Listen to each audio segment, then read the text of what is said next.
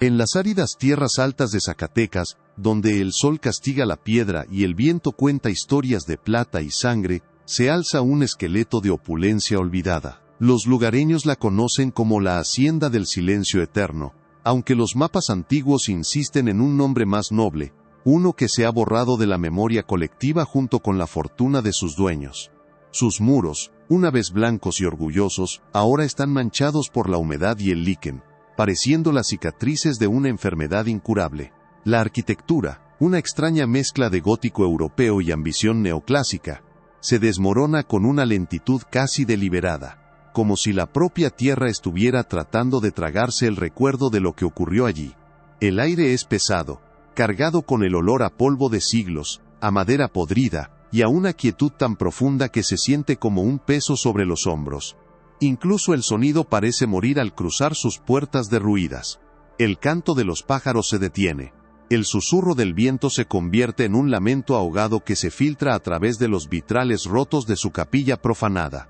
Es un lugar que no solo está abandonado sino que se siente activamente vacío, como si una fuerza invisible hubiera purgado toda vida de su interior, dejando solo el eco persistente de un horror que se niega a desaparecer por completo. Cada grieta en la cantera rosa, cada baldosa rota del patio central, parece un testigo mudo de una historia que nadie se ha atrevido a contar en voz alta, una verdad enterrada bajo el peso de la leyenda y el miedo. Durante más de un siglo, esa historia ha sobrevivido no en los libros de historia, sino en los susurros de las abuelas y en las advertencias de los padres. Se transformó en el cuento de El roba almas de la mina, una figura sombría que, según la leyenda, emergía de los túneles abandonados en las noches sin luna para llevarse a los niños desobedientes.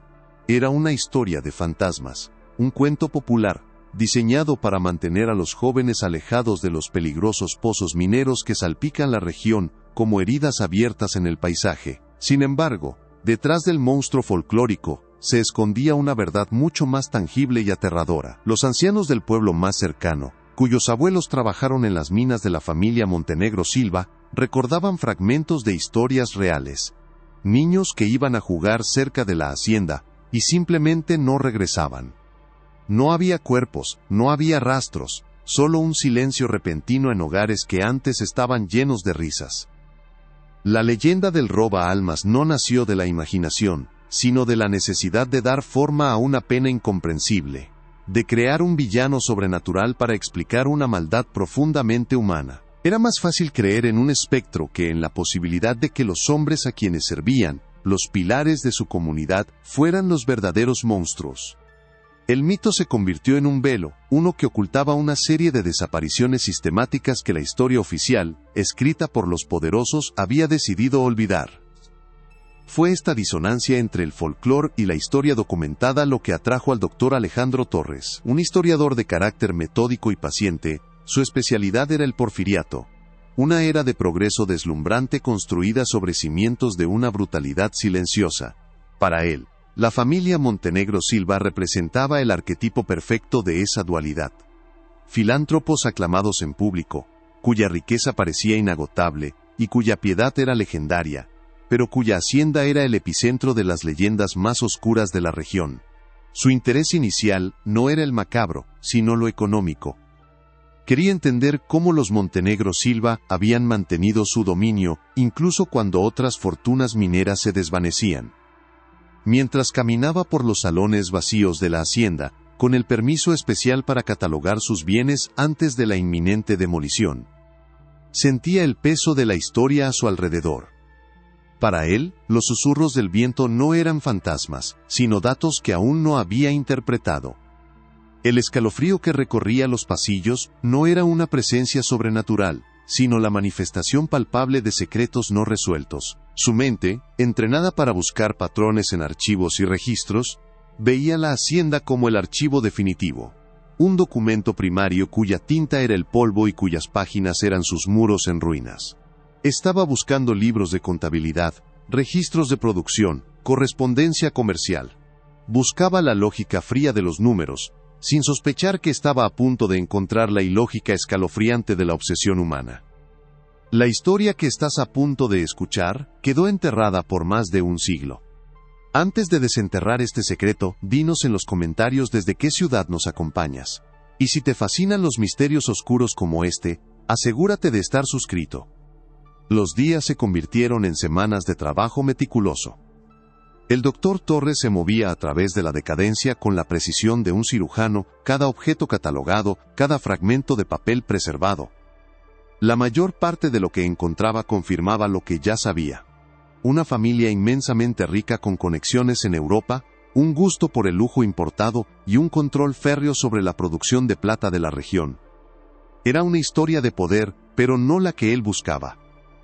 La frustración comenzaba a sentarse, un polvo fino y amargo en el fondo de su mente. La demolición estaba programada para dentro de un mes, y sentía que el verdadero secreto de la hacienda se le escapaba, a punto de ser reducido a escombros junto con sus muros. Fue en el estudio de don Ignacio Montenegro, el patriarca, donde todo cambió. La habitación era un mausoleo de poder masculino.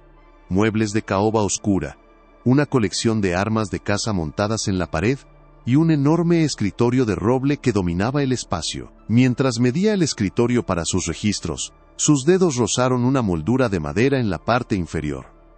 No era lisa.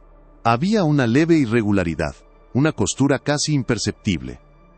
Su corazón, normalmente calmado por la rutina académica, comenzó a latir con una nueva intensidad. La curiosidad, la verdadera fuerza motriz de cualquier historiador, se apoderó de él. Presionó, deslizó y buscó un mecanismo oculto, sintiendo la adrenalina de quien está a punto de profanar un secreto guardado con celo durante generaciones. Con un suave clic que resonó en el silencio sepulcral de la habitación, un pequeño compartimento se abrió en la base del escritorio. El aire que escapó de su interior era antiguo, estancado, con un olor a cuero y a papel sellado que había permanecido intacto durante más de 100 años. Dentro, había un solo objeto, un libro de contabilidad de tamaño mediano, encuadernado en un cuero negro y liso, sin título ni marca alguna. El Dr. Torres lo sacó con manos temblorosas, la textura del cuero fría y extrañamente orgánica bajo sus dedos. Al principio, al hojear sus páginas, sintió una punzada de decepción. Parecía ser un simple libro de gastos, con fechas, nombres y cifras. Pero algo estaba mal. Las cifras no tenían el símbolo de pesos, y los nombres no eran de proveedores o empresas, eran nombres de pila. Mateo, Sofía, Javier, Lucía. Su mirada se detuvo en las columnas que seguían a los nombres, y el aire pareció escaparse de sus pulmones. Las anotaciones no eran financieras, eran clínicas, o algo peor. Columnas tituladas nivel de vitalidad, con entradas como óptimo o aceptable. Otra columna, sujeto, marcada con un simple aceptado o rechazado. Y la última, la que hizo que tuviera que apoyarse en el escritorio para no caer, se titulaba Estado del proceso. Debajo de ella, con una caligrafía elegante y fría, se repetían las mismas dos palabras una y otra vez, junto a cada nombre aceptado, elixir completado. En ese instante, el historiador comprendió, con una claridad devastadora, que no había encontrado un registro de la fortuna de los Montenegro Silva. Había encontrado la contabilidad de su monstruosidad, y cada línea era el epitafio de un niño perdido en la leyenda. El libro de contabilidad reposaba sobre la superficie polvorienta del escritorio de don Ignacio, un objeto anómalo en el silencio de la hacienda. Para el doctor Alejandro Torres, no era simplemente un libro, se había transformado en un monolito oscuro, un testamento de un mal tan metódico que desafiaba la comprensión. El cuero negro, liso y sin adornos, se sentía frío bajo sus dedos, una frialdad que parecía emanar de las páginas mismas, no de la temperatura de la habitación. Sus ojos recorrían una y otra vez las columnas. La caligrafía perfecta de un contable del infierno. Mateo, 8 años, nivel de vitalidad, óptimo, sujeto, aceptado, estado del proceso, elixir completado. Sofía, 9 años, nivel de vitalidad, aceptable. Sujeto, rechazado. La palabra rechazado era casi tan escalofriante como completado. ¿Qué significaba ser rechazado? Un regreso a casa, a unos padres aterrorizados, con una advertencia de silencio eterno. ¿O era simplemente un eufemismo para otro tipo de final, uno considerado un fracaso por sus captores. El historiador sintió una oleada de náuseas. El olor a humedad y madera vieja de la habitación se volvió sofocante, cargado con el peso de los nombres escritos en esa tinta que ahora parecía sangre seca. Cada línea era una vida reducida a una transacción, un recurso evaluado y procesado. La leyenda del roba almas de la mina ya no era un cuento popular, era una tapadera, una metáfora conveniente para ocultar una verdad industrializada y monstruosa. Con una precisión casi febril, el Dr. Torres comenzó su trabajo. Dejó el libro original en su compartimento secreto, no queriendo arriesgarse a perder la única prueba tangible de aquella atrocidad, y pasó el resto del día y parte de la noche fotografiando cada página con su cámara digital. El flash de la cámara era una intrusión violenta en la penumbra de la hacienda, iluminando por instantes la caligrafía metódica, cada destello sintiéndose como una profanación, como si estuviera despertando a los fantasmas que habitaban en esas listas. Su mente académica, entrenada para encontrar patrones y corroborar fuentes, se puso en marcha, luchando contra el horror que amenazaba con paralizarlo. Necesitaba contexto. Necesitaba probar que esos nombres no eran una ficción, que pertenecían a niños reales de carne y hueso. La hacienda había entregado su primer secreto, pero era un secreto incompleto, un esqueleto sin la historia que le dio forma.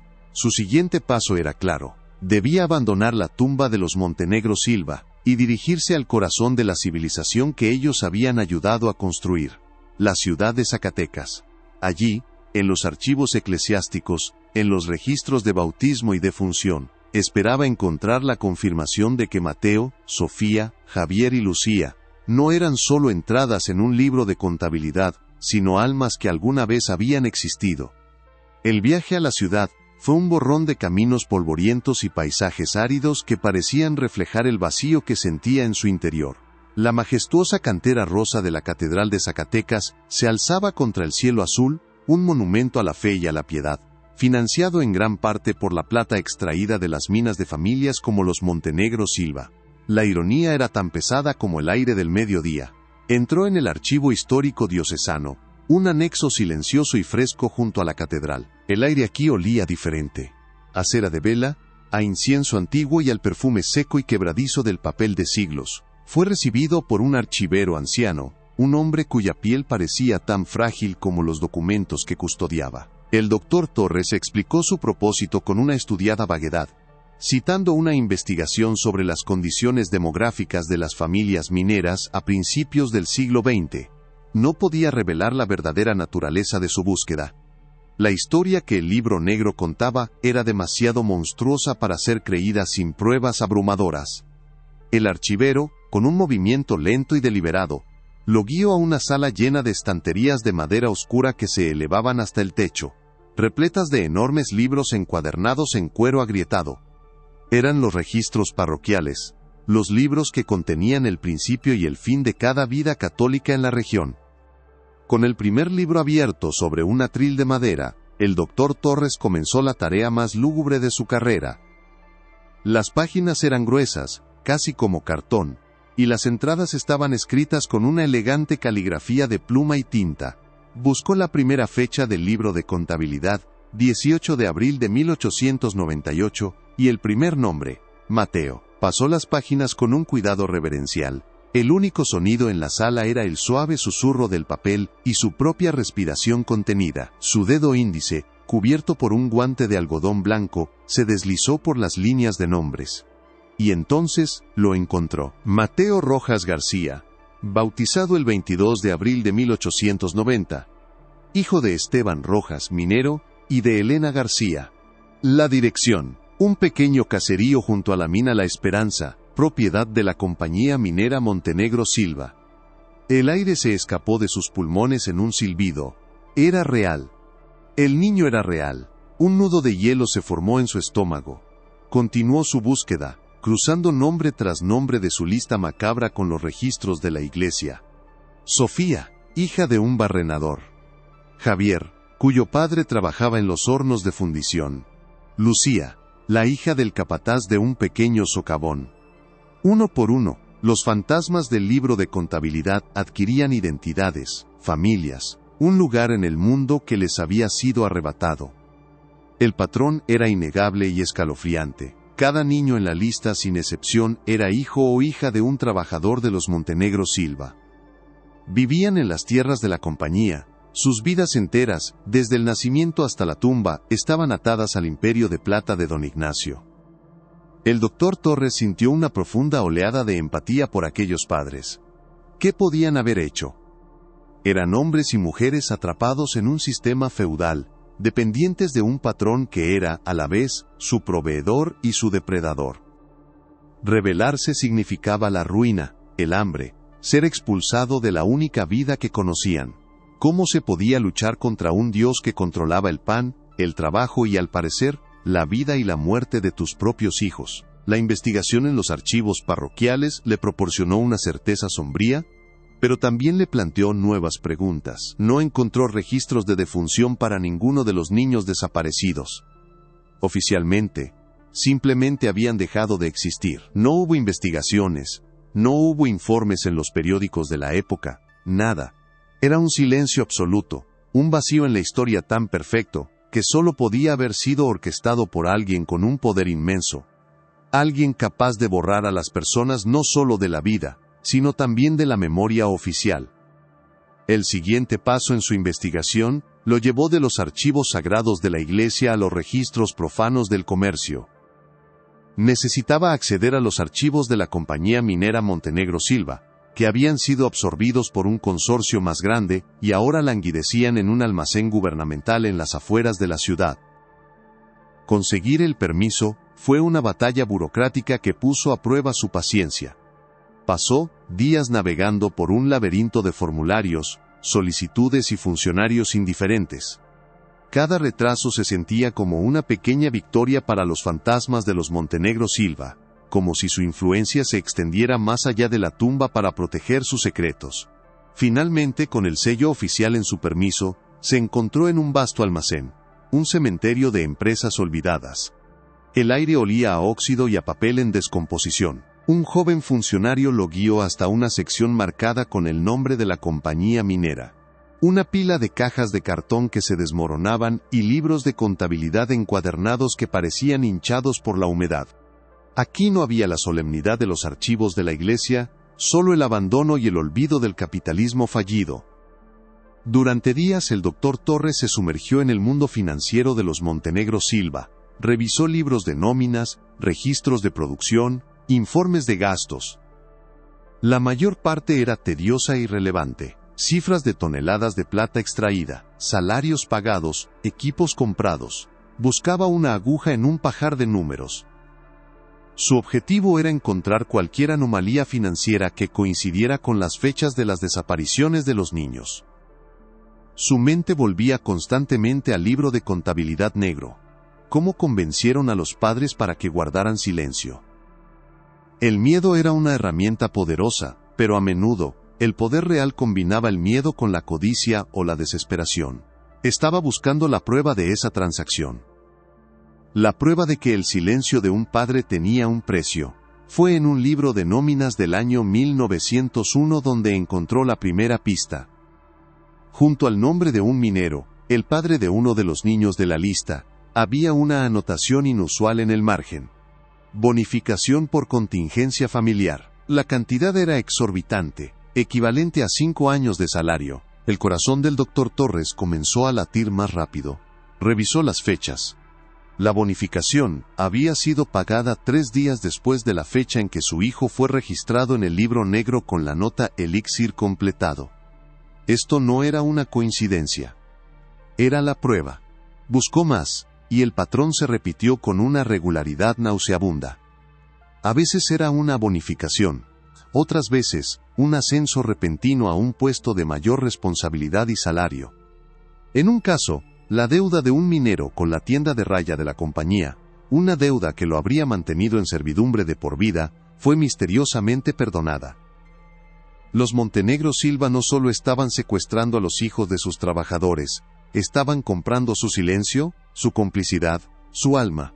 Estaban convirtiendo a las víctimas en cómplices de su propio dolor, atándolos con cadenas de plata manchada de sangre. El historiador se recostó en su silla, el polvo del almacén arremolinándose a su alrededor. El alcance de la maldad de la familia era más profundo de lo que había imaginado. No era la locura impulsiva de un solo hombre, sino una operación fría, calculada y empresarial. Tenían un sistema de adquisición, un proceso de selección y un método para garantizar el control de daños. Con esta nueva evidencia, el Dr. Torres sintió que el rompecabezas comenzaba a tomar una forma reconocible, aunque monstruosa. Tenía el qué, la desaparición sistemática de niños. Tenía el quién, la familia Montenegro Silva. Tenía el cómo, un sistema de secuestro y soborno. Pero la pregunta más importante, la más oscura de todas, seguía sin respuesta: el por qué. ¿Qué era el elixir? ¿Qué significaba elixir completado? Las palabras sugerían un propósito pseudocientífico, una locura con método. Sabía que la respuesta no estaría en los archivos públicos. Estaría en la correspondencia privada de la familia, en las cartas y diarios que pudieran haber sobrevivido. Su investigación lo obligó a regresar una vez más a la hacienda del silencio eterno, ese mausoleo que se negaba a entregar todos sus secretos. Ahora no buscaba libros de contabilidad, sino palabras, ideas, la filosofía detrás de la atrocidad. Necesitaba encontrar la voz de don Ignacio o de su cómplice. De vuelta en el estudio de don Ignacio, la habitación se sentía diferente. Ya no era solo un espacio abandonado, era la escena de un crimen, el centro de una conspiración. El Dr. Torres comenzó una búsqueda más minuciosa, más desesperada. Revisó cada cajón, golpeó cada panel de la pared en busca de huecos, examinó el reverso de los cuadros cubiertos de moho. La frustración comenzaba a apoderarse de él nuevamente. Quizás los documentos más incriminatorios habían sido destruidos. Quizás el por qué moriría con la hacienda cuando las excavadoras llegaran. Fue entonces cuando su atención se centró en un gran baúl de viaje de cuero que estaba arrinconado, cubierto por una lona podrida. Parecía un objeto mundano, uno que ya había catalogado como pertenencias de viaje, sin valor histórico aparente. Pero algo en su construcción le llamó la atención. Tenía un doble fondo. Con una palanca, y después de varios minutos de esfuerzo, logró forzar el panel inferior. Dentro, envuelto en tela de seda amarillenta para protegerlo de la humedad, había un paquete de cartas atadas, con una cinta de terciopelo rojo que se había descolorido con el tiempo. Las cartas estaban escritas en un español pulcro, pero con un estilo formal y académico que sugería que no era la lengua materna del autor. La firma al final de cada una era la misma: Dr. Alistair Finch, Viena. El destinatario era don Ignacio Montenegro. El Dr. Torres se sentó en el suelo polvoriento del estudio, el corazón martilleándole en el pecho. Desató la cinta con manos temblorosas, la tela desmoronándose al tacto. Abrió la primera carta, fechada en 1895. Sus ojos escanearon rápidamente las primeras líneas, y una sensación de frío glacial lo invadió. Un frío que no tenía nada que ver con la temperatura de la hacienda. El Dr. Finch no escribía sobre minería, ni sobre arte, ni sobre política. Escribía sobre la senescencia celular, sobre la teoría de que la esencia vital de un organismo joven podía ser transferida a uno más viejo para detener el proceso de envejecimiento. Escribía sobre la necesidad de materia prima pura y joven, no contaminada por las enfermedades y el declive de la edad adulta. Hablaba de un elixir, un suero de revitalización. En ese momento, el Dr. Torres supo que había encontrado el porqué, y era una razón más demente, más arrogante y más aterradora de lo que jamás habría podido imaginar. El paquete de cartas, atado con una cinta de terciopelo rojo que se había convertido en un rastro de polvo carmesí entre los dedos del Dr. Torres, era la clave de la locura. No eran simples misivas de negocios ni correspondencia familiar. Eran un diálogo sostenido con la oscuridad, un intercambio filosófico sobre la tiranía del tiempo y la arrogancia del hombre. La caligrafía del Dr. Alistair Finch era impecable. Una escritura spenceriana que fluía por el papel grueso de lino, con una elegancia que contradecía la monstruosidad de sus ideas. En la primera carta, fechada en 1895, Finch se presentaba no como un médico, sino como un teórico de la biología trascendental, un campo que él mismo parecía haber inventado. Escribía sobre la senescencia celular como una enfermedad curable, una falla en el diseño divino que la ciencia, en manos de hombres audaces, podía y debía corregir. Para Torres, cada palabra leída bajo la luz moribunda que se filtraba por la ventana del estudio era un descenso a una nueva capa de perversión. La obsesión de don Ignacio no era una simple vanidad, estaba cimentada en una ideología, una filosofía retorcida que le daba permiso para ver a otros seres humanos no como personas, sino como meros recipientes de un recurso biológico que él codiciaba. La correspondencia se desarrollaba como un tratado sobre la inmoralidad. El Dr. Finch, desde la comodidad de su estudio en Viena, teorizaba con una fría distancia académica.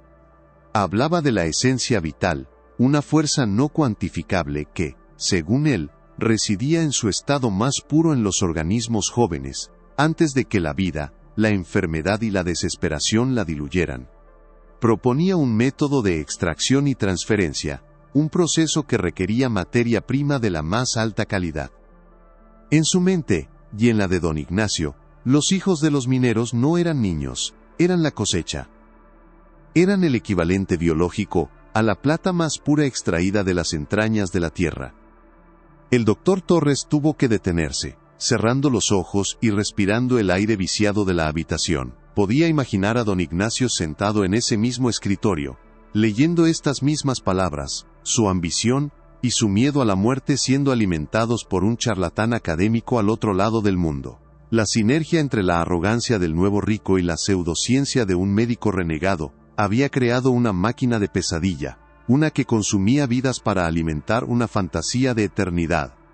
A medida que avanzaba en las cartas, el tono se volvía más práctico y siniestro. Finch proporcionaba instrucciones detalladas, diagramas de extraños aparatos de destilación y centrifugado, y listas de compuestos químicos necesarios para estabilizar el suero resultante. El elixir, como lo llamaban con una reverencia casi religiosa, no era una simple poción, sino el producto final de un proceso alquímico que bordeaba lo industrial. Hablaban de los sujetos con un desapego escalofriante, utilizando términos como unidades o especímenes. Una carta en particular, de 1898, detallaba los criterios de selección que coincidían perfectamente con las columnas del libro de contabilidad negro. El nivel de vitalidad no era una medida de salud, sino una evaluación de la pureza de su esencia vital. Un niño fuerte, enérgico y feliz era, para ellos, un espécimen óptimo. La revelación golpeó al historiador con la fuerza de un golpe físico. La alegría y la inocencia de esos niños no solo les fueron robadas, fueron la razón misma por la que fueron elegidos. Su propia luz los había convertido en un objetivo para la oscuridad. El monólogo interno del doctor Torres era un torbellino de horror y furia académica. Esto era más que un simple crimen, era la manifestación de una cosmovisión. El porfiriato, la era que él tanto había estudiado, se basaba en la idea del progreso a cualquier costo, de que los fuertes y los ilustrados tenían el derecho, casi el deber, de explotar a los débiles e ignorantes en nombre de un bien mayor. Don Ignacio Montenegro había llevado esa filosofía a su conclusión más lógica y monstruosa. Si podía explotar la tierra en busca de plata, y a los hombres en busca de su trabajo, ¿por qué no explotar a sus hijos en busca de su propia vida? Para él, no había una diferencia moral. Era simplemente otro recurso a ser extraído y procesado. Las cartas no contenían ni una pizca de remordimiento, ni una sombra de duda. Solo había una creciente excitación por la proximidad de su meta, una impaciencia por desafiar a Dios y a la muerte en su propio juego. La hacienda ya no parecía un lugar de tragedia, sino un templo dedicado a la más extrema forma de egoísmo humano. Con la evidencia de las cartas cuidadosamente fotografiada y su contenido grabado a fuego en su mente, el doctor Torres sabía que su investigación en los archivos había terminado. La respuesta final, la prueba física del proceso, no estaría en el papel, sino en la piedra y el mortero de la propia hacienda. Las cartas hablaban de un laboratorio, un espacio estéril y aislado necesario para llevar a cabo los delicados procedimientos. Un lugar así no estaría a la vista. Tendría que estar oculto, enterrado, lejos de los ojos de los sirvientes y de cualquier visitante inesperado. Su mente se centró inmediatamente en los sótanos. Las leyendas locales, que él había descartado como simple folclore, hablaban de susurros que emanaban de debajo de la casa. Quizás las leyendas, como la del roba almas, eran ecos distorsionados de una verdad literal. Armado con una linterna potente y una pequeña palanca, descendió de nuevo a las entrañas de la mansión, esta vez no como un catalogador, sino como un arqueólogo de lo macabro, decidido a exhumar el corazón de la pesadilla. Los sótanos de la Hacienda del Silencio Eterno eran un laberinto de arcos de piedra y pasillos fríos. El aire era denso y olía a tierra húmeda, a vino avinagrado de barricas rotas hacía décadas, y a una quietud tan profunda que parecía absorber el sonido. El haz de su linterna cortaba la oscuridad, revelando estantes vacíos cubiertos de telarañas que parecían sudarios, y el suelo de tierra apisonada que amortiguaba sus pasos. Se movía metódicamente, golpeando las paredes, buscando el sonido hueco que delataría un espacio oculto. Pasó horas en la oscuridad opresiva. El único sonido era su propia respiración y el golpeteo rítmico de la palanca contra la piedra. La frustración comenzó a crecer de nuevo, una sensación fría de que quizás el laboratorio había sido desmantelado, sus secretos destruidos junto con la vida de sus víctimas. Pero la lógica de don Ignacio, su meticulosidad para los negocios, le decía a Torres que un hombre así no destruiría una inversión tan costosa. Simplemente la ocultaría. Fue en la bodega más profunda, en la sección más alejada de la escalera principal, donde notó la anomalía. Una sección de la pared de piedra, de unos 3 metros de ancho, parecía diferente al resto. La cantera era del mismo tipo, pero el mortero entre las piedras era de un color ligeramente más claro, menos erosionado por la humedad. Al pasar los dedos por las juntas, sintió que la textura era más arenosa, menos compacta, era un trabajo más reciente. Alguien había sellado una abertura aquí, y lo había hecho con la intención de que pasara desapercibido. El corazón del doctor Torres comenzó a latir con una fuerza que resonaba en sus oídos. Apoyó la palanca en una de las juntas y aplicó presión. Al principio no cedió, pero luego con un crujido que pareció un gemido de la propia tierra, un trozo de mortero se desprendió y cayó al suelo. Un pequeño soplo de aire escapó de la grieta, un aire que no olía a tierra ni a vino. Olía a formaldehído, a éter y a algo más, un olor metálico y enfermizo, el olor de la enfermedad y la desinfección. El trabajo fue agotador y brutal, piedra por piedra, palancada tras palancada, el doctor Torres abrió un agujero en la pared falsa. El sudor le perlaba la frente, mezclándose con el polvo del mortero, mientras la abertura crecía lentamente. Cada piedra removida se sentía como un acto de profanación y de liberación al mismo tiempo. Estaba rompiendo el sello de una tumba, pero también estaba abriendo la puerta a una verdad que había sido silenciada durante un siglo. Finalmente el agujero fue lo suficientemente grande como para pasar. Apuntó su linterna a través de la oscuridad, y lo que vio le robó el aliento. No era una cueva ni un pasadizo a la mina. Era una habitación. Las paredes y el suelo estaban cubiertos de azulejos blancos, ahora amarillentos y agrietados, pero que claramente habían sido diseñados para ser un entorno estéril. El contraste con la piedra rústica y la tierra del resto del sótano era discordante y profundamente perturbador. Era como encontrar una sala de cirugía en medio de una catacumba. Con el corazón en la garganta, el doctor Torres pasó a través del agujero y entró en el laboratorio secreto de los Montenegro Silva. El aire era frío y estaba viciado, cargado con los fantasmas químicos de los experimentos realizados allí. El haz de su linterna se deslizó sobre el equipo que permanecía como un ejército de espectros metálicos. Había una mesa de operaciones de acero en el centro de la habitación, con correas de cuero podridas colgando de sus lados. A lo largo de una pared, una serie de grandes cubas de vidrio, conectadas por una red de tubos de cobre y latón, estaban cubiertas por una gruesa capa de un residuo oscuro y seco. En una mesa auxiliar, una colección de instrumentos quirúrgicos de aspecto arcaico yacía sobre una bandeja de metal oxidado, bisturíes, jeringas de vidrio de un tamaño alarmante, sierras de hueso y extraños aparatos con agujas que parecían diseñados para la tortura, no para la curación. Era la materialización de las cartas del Dr. Finch, un espacio donde la teoría se había convertido en una práctica sangrienta. Se acercó a la mesa de operaciones, el epicentro de todo el horror. La superficie de acero estaba manchada con óxido y manchas más oscuras que su mente se negaba a identificar. Se imaginó a los niños de la lista, Mateo, Sofía, Javier, atados a esta misma mesa, sus ojos llenos de un terror que ningún niño debería conocer. El silencio del laboratorio era ensordecedor, un vacío que parecía amplificar los latidos de su propio corazón. Sobre una pequeña repisa de metal junto a la mesa, había un último objeto, protegido del polvo y la humedad por una cubierta de vidrio. Era otro libro, más pequeño que el de contabilidad, encuadernado en el mismo cuero negro y liso. No había título en la portada. Con manos que temblaban incontrolablemente, el doctor Torres levantó la cubierta de vidrio y abrió el libro. La primera página tenía un título escrito con una caligrafía clínica y desapasionada. Informe final del procedimiento de revitalización. El informe era la pieza final y más devastadora del rompecabezas. Estaba escrito por el propio Dr. Finch, quien evidentemente había viajado desde Viena para supervisar las etapas finales del proyecto.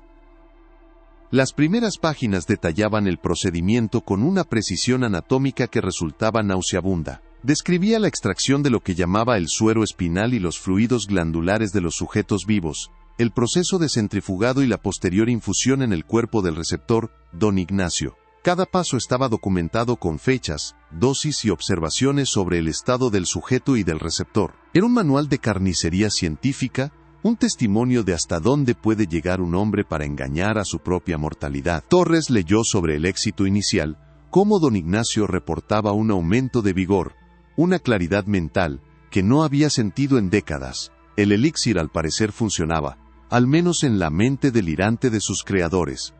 Pero entonces, el tono del informe cambió abruptamente.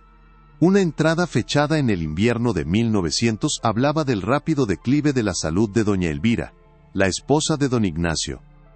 El cáncer la estaba consumiendo, y el elixir, aplicado en dosis masivas, no tuvo ningún efecto. Murió en enero de 1901. Fue aquí donde la locura de don Ignacio se desprendió de cualquier ancla de racionalidad. El informe describía su negativa a aceptar la muerte de su esposa. Ya no estaba interesado en prolongar su propia vida, su obsesión se había transformado en algo mucho más oscuro y blasfemo. Creía que si la esencia de un niño podía revitalizar a un vivo, la esencia concentrada de varios niños podría, teóricamente, reanimar a un muerto. La empresa de la longevidad se había convertido en un culto necromántico, con don Ignacio como su sumo sacerdote desesperado. La revelación de doble fondo golpeó al doctor Torres con una fuerza que lo dejó sin aire. El horror que había descubierto era solo la antesala de una locura aún mayor. No solo secuestraban y mataban niños para vivir más tiempo. En la fase final, los estaban sacrificando en un ritual desesperado para resucitar a un cadáver. El libro de contabilidad negro adquirió un nuevo y más siniestro significado. Las últimas entradas, las de los meses posteriores a la muerte de doña Elvira, no eran para don Ignacio. Eran para ella. La última página del informe de Finch era un testimonio de su fracaso final, escrito con una caligrafía temblorosa que contrastaba con la firmeza de las páginas anteriores. Detallaba un último y masivo procedimiento, utilizando a 3 niños simultáneamente, realizado sobre el cuerpo embalsamado de doña Elvira. La entrada final era breve, un epitafio para toda la empresa demente. Fracaso total. El recipiente no responde.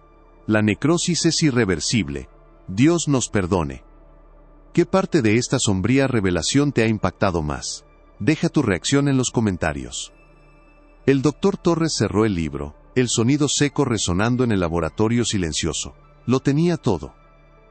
El libro de contabilidad, que era la lista de víctimas, las cartas que eran la filosofía del mal, y ahora, el informe que era la confesión detallada del crimen y su apoteosis de locura. Se quedó de pie en medio de esa sala de pesadillas, el peso de más de un siglo de secretos sobre sus hombros. La leyenda del roba almas, los susurros de las abuelas, los niños perdidos, todo encajaba en un mosaico de horror tan perfecto y tan atroz que desafiaba la creencia. Don Ignacio Montenegro no era solo un asesino. Era un hombre que había intentado reescribir las leyes de la naturaleza, utilizando la sangre de inocentes como tinta, y había fallado. El historiador, el buscador de la verdad, había encontrado lo que buscaba. Tenía la historia completa, desde la arrogante premisa hasta su patético y sangriento final. El escenario para el confrontamiento con la verdad estaba listo, y las víctimas silenciosas de la hacienda finalmente tendrían una voz.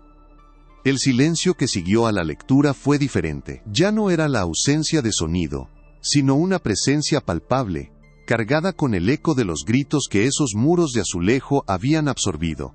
Torres miró a su alrededor, al instrumental quirúrgico, a las cubas de vidrio, a la mesa de operaciones manchada, y por primera vez, no vio objetos para un catálogo, sino reliquias de un sufrimiento inimaginable. La búsqueda académica se había disuelto por completo, reemplazada por un profundo y abrumador sentido del deber. No se trataba de publicar un artículo o ganar reconocimiento en su campo. Se trataba de nombrar a los muertos, de devolverles la dignidad que les fue robada junto con sus vidas. Cada nombre en el libro de contabilidad era ahora un rostro en su mente, un niño riendo en las calles polvorientas de un pueblo minero, inconsciente del destino que le esperaba en las entrañas de esa casa opulenta. Sosteniendo el informe final en sus manos, el doctor Torres sintió el frío del cuero penetrar a través de sus guantes. Este objeto, esta confesión, era el arma que necesitaba. Era la prueba irrefutable que transformaría la leyenda en historia documentada, los susurros en testimonios. El poder de los Montenegro Silva, que había sido lo suficientemente grande como para borrar a docenas de niños de la existencia oficial, no podría resistir la cruda evidencia contenida en esas páginas. El historiador se dio cuenta de que su papel había cambiado fundamentalmente. Había llegado a la hacienda como un observador objetivo del pasado, pero saldría de ella como el custodio de su secreto más oscuro, como el fiscal de un crimen que había esperado un siglo para ser juzgado en el tribunal de la historia. La demolición de la hacienda, que antes le parecía una amenaza para su investigación, ahora se sentía como una necesidad urgente, una purificación. Este lugar no merecía ser preservado como un monumento histórico, merecía ser borrado de la faz de la tierra, sus cimientos arrancados para que la luz del sol pudiera tocar los lugares donde solo había reinado la oscuridad. Pero antes de que eso sucediera, la verdad tenía que salir a la luz.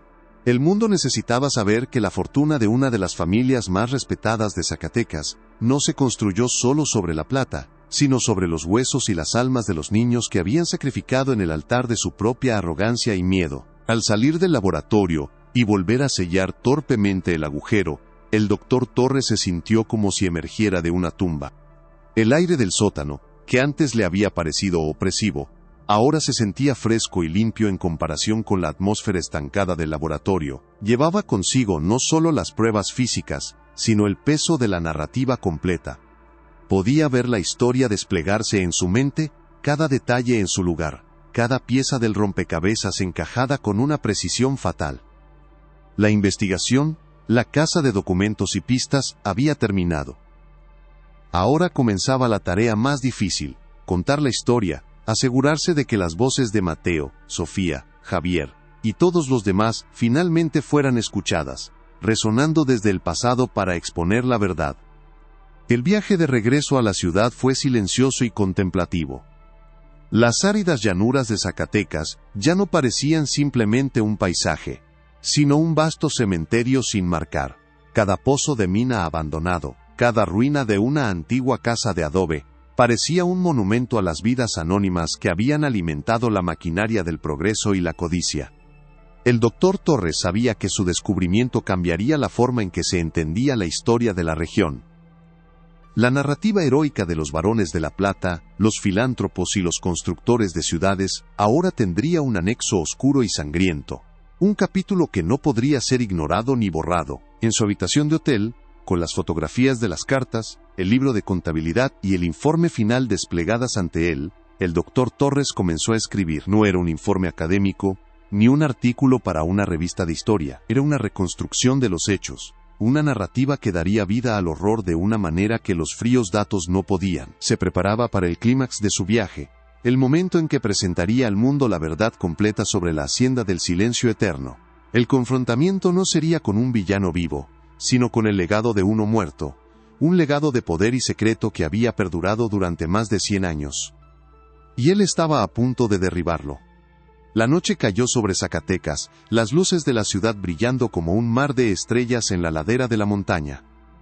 Para la mayoría, era una ciudad de belleza colonial, de historia rica y de leyendas románticas. Pero para el Dr. Torres, la ciudad ahora tenía un subsuelo invisible, una red de túneles oscuros que no solo conducían a vetas de plata, sino a secretos inconfesables.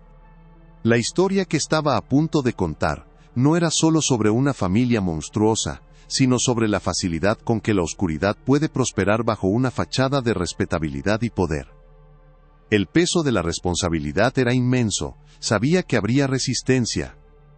Los descendientes de los Montenegro Silva, aunque ya no tenían el mismo poder, seguían siendo una familia influyente. Intentarían desacreditarlo, llamar a su evidencia una fabricación, una distorsión de leyendas locales. Pero él tenía la verdad de su lado, escrita en la tinta de los propios perpetradores. Tenía los nombres, las fechas, los métodos. Tenía la contabilidad de su monstruosidad. Mientras el reloj de la catedral daba la medianoche, el Dr. Torres sintió una extraña calma. El miedo y la conmoción habían dado paso a una resolución de acero. Su viaje a través de los corredores oscuros de la historia estaba llegando a su fin. Había seguido el rastro de migas de pan dejado por una arrogancia de un siglo de antigüedad y había llegado al corazón de la bestia. Ahora todo lo que quedaba era encender una luz tan brillante que ninguna sombra pudiera volver a ocultar lo que había sucedido en esa casa de horrores. El amanecer encontraría al historiador listo.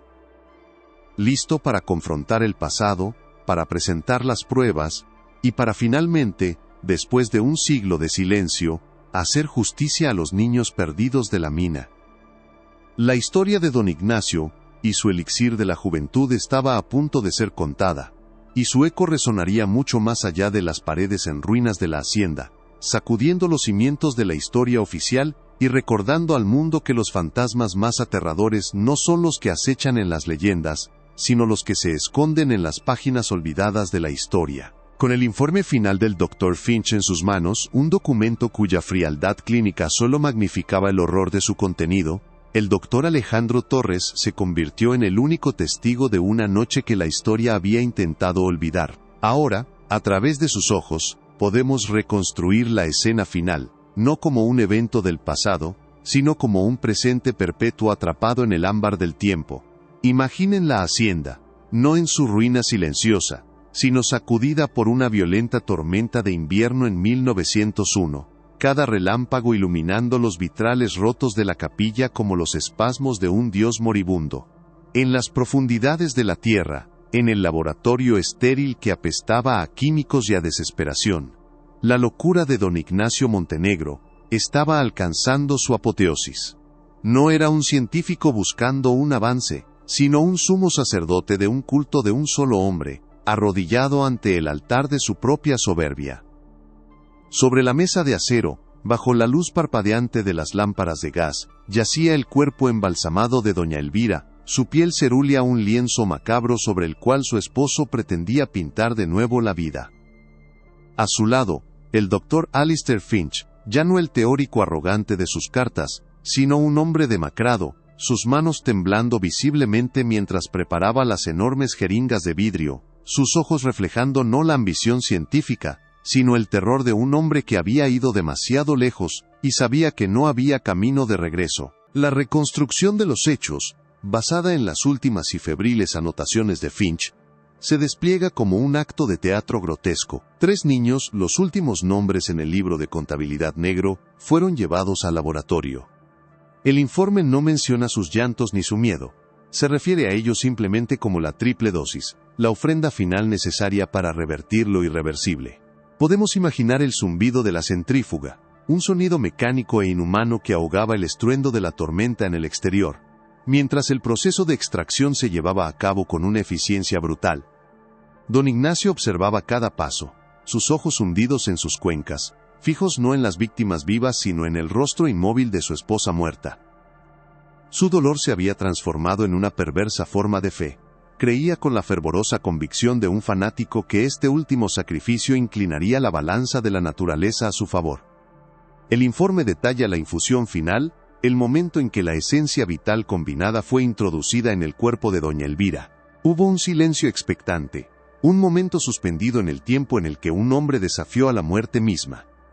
La luz de gas siseaba, la lluvia golpeaba la tierra sobre ellos, y en la sala, solo se escuchaba la respiración agitada de dos hombres que habían apostado sus almas y perdido. El fracaso fue absoluto, un silencio tan profundo y definitivo que ni siquiera la tormenta podía llenar. El cuerpo de doña Elvira permaneció inerte, frío, su palidez mortal inalterada por el elixir de sangre inocente. La esperanza en el rostro de don Ignacio no se desvaneció lentamente.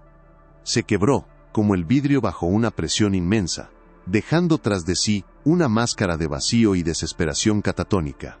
Fue en ese momento de aniquilación espiritual que el Dr. Finch, con una mano que apenas podía sostener la pluma, escribió las últimas palabras de su confesión, el epitafio de su empresa blasfema. Fracaso total. El recipiente no responde. La necrosis es irreversible. Dios nos perdone. Esas palabras, garabateadas en el papel, eran la rendición final. La ciencia, o la perversión de ella, había sido derrotada.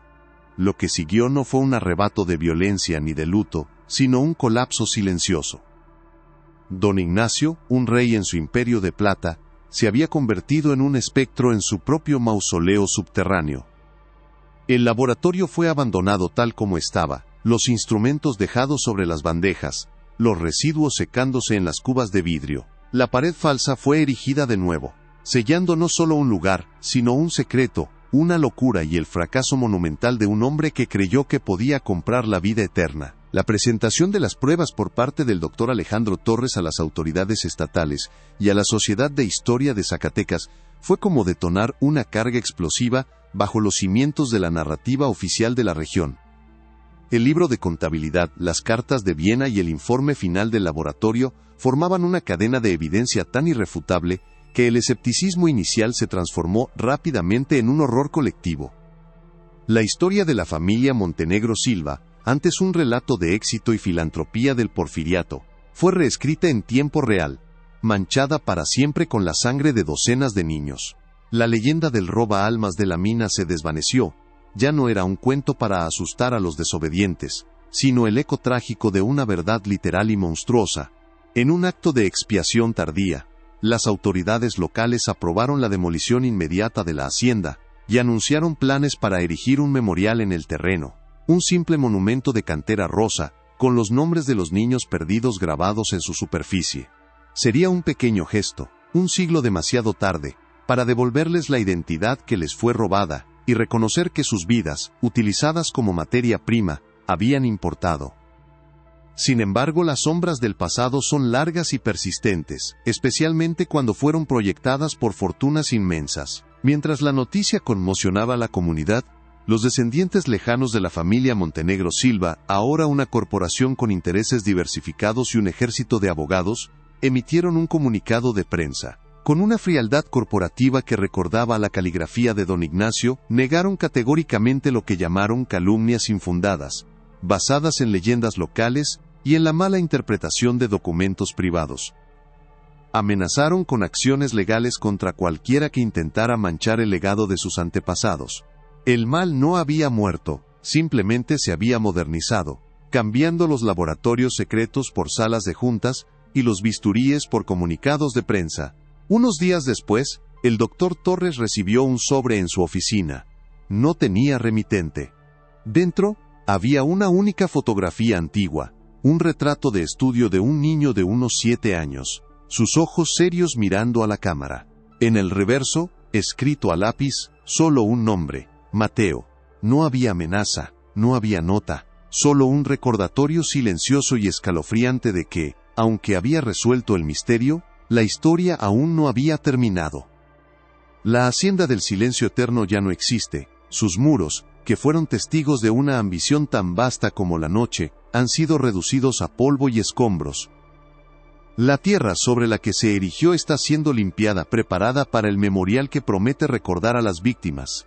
Pero la pregunta fundamental que el doctor Torres desenterró junto con los libros de contabilidad, sigue flotando en el aire árido de Zacatecas, tan palpable como el polvo de plata. La historia de los Montenegro Silva no es solo la crónica de una familia de monstruos, sino un recordatorio de que las grandes fortunas y el progreso a menudo se construyen sobre cimientos invisibles de sufrimiento. La leyenda se ha convertido en historia, pero la mancha permanece. Nos obliga a preguntarnos cuántos otros secretos yacen enterrados bajo las piedras angulares de nuestras ciudades. ¿Cuántas otras leyendas locales son los ecos distorsionados de crímenes que los poderosos han logrado borrar de los libros? La búsqueda de la verdad de un historiador nos dio una respuesta, pero también nos dejó con una inquietante certeza. El mal no siempre es derrotado, a veces, simplemente se vuelve más silencioso. Si la búsqueda de la verdad en este caso te mantuvo cautivo hasta el final, demuestra tu apoyo dándole un me gusta al video y compartiéndolo con alguien que también ame un buen misterio. Y para no perderte ninguna de nuestras futuras investigaciones en archivos olvidados, suscríbete y activa la campana.